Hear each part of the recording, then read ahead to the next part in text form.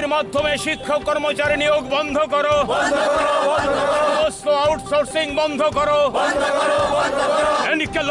সমস্ত গণতান্ত্রিক কার্যকলাপ বন্ধ করতে হবে, সমস্ত গণতান্ত্রিক কার্যকলাপ বন্ধ করতে হবে, এনপিএস বাতিল করতে হবে।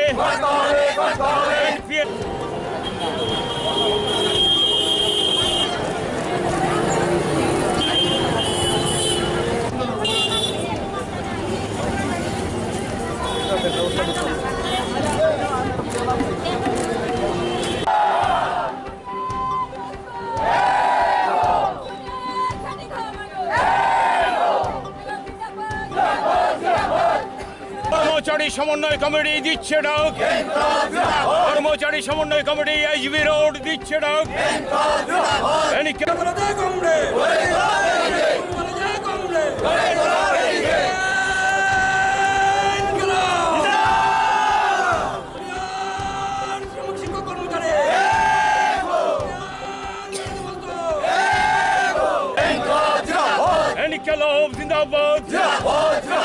অবিলম্বে 28% দিয়ে দিতেই হবে, অবিলম্বে বকেয়া মোহর গবতা দিতেই হবে।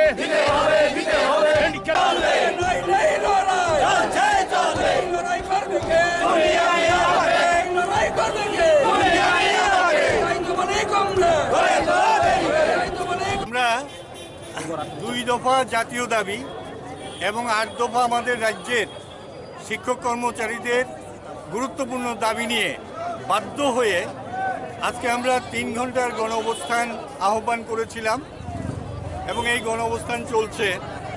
যদিও এই গণ অবস্থান শুরু করার ক্ষেত্রে আমাদের কিছু সমস্যা ছিল, এটা মানে কিছুটা ধরুন এএমসির তরফ থেকে একটু আমরা পারমিশন পাইনি এখনও, ফলে আমরা এখানে টেন্ট তৈরি করতে পারিনি।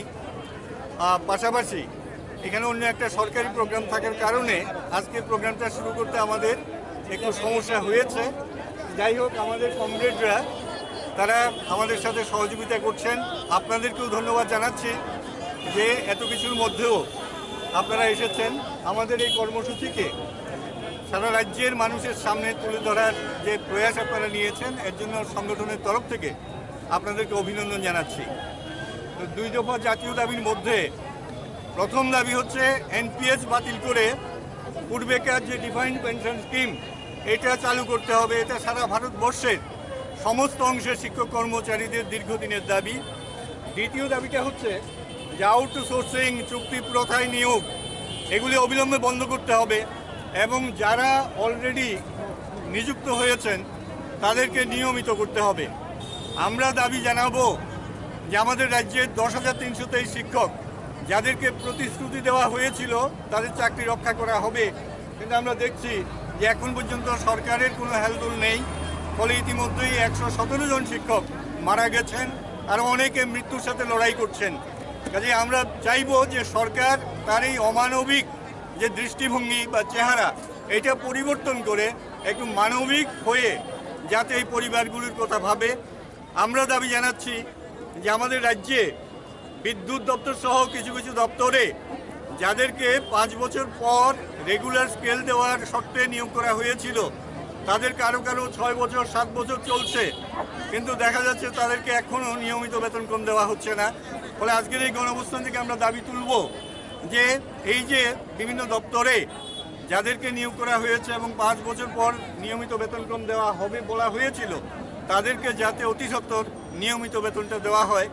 আর টিআরবিটির মাধ্যমে যে শিক্ষক নিযুক্ত হচ্ছে আমাদের রাজ্যে, এদের ক্ষেত্রে একেবারে শুরু থেকে আমাদের দাবি ছিল যে চাকরির প্রথম দিন থেকেই তাদেরকে নিয়মিত বেতনক্রম দিতে হবে। তাদের ক্ষেত্রে কোনো অবস্থাতেই ফিক্সড পেতে নিয়োগ করা চলবে না। কিছু কিছু সংগঠন এবং কিছু কিছু জনবিচ্ছিন্ন নেতৃত্ব তারা সোশ্যাল মিডিয়াতে বা কেউ প্রেস মিট করে একটা বিভ্রান্তি ছড়ানোর চেষ্টা করছে, বলছে যে সমন্বয় কমিটি, যদিও এরা সমন্বয় কমিটি টিজিটিএ হয়তো এইগুলিও বুঝতে পারে না। ওরা টিজিটিএর কথা বলছিল, আমরা শুনেছি। ওরা বলছে যে টিজিটিএ নাকি টিআরবিটি শিক্ষকদের প্রথম দিন থেকে নিয়মিত বেতনক্রমের দাবি জানায়নি। আমরা বলবো যে এটা ঠিক না।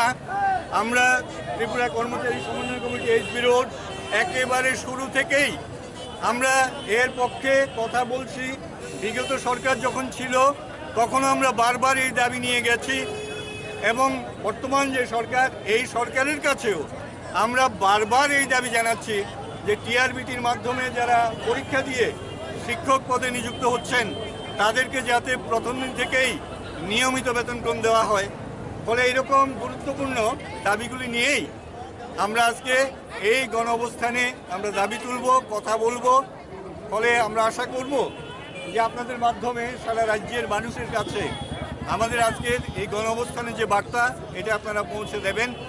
এটুকুই আপনাদেরকে বলার। সবাইকে ধন্যবাদ।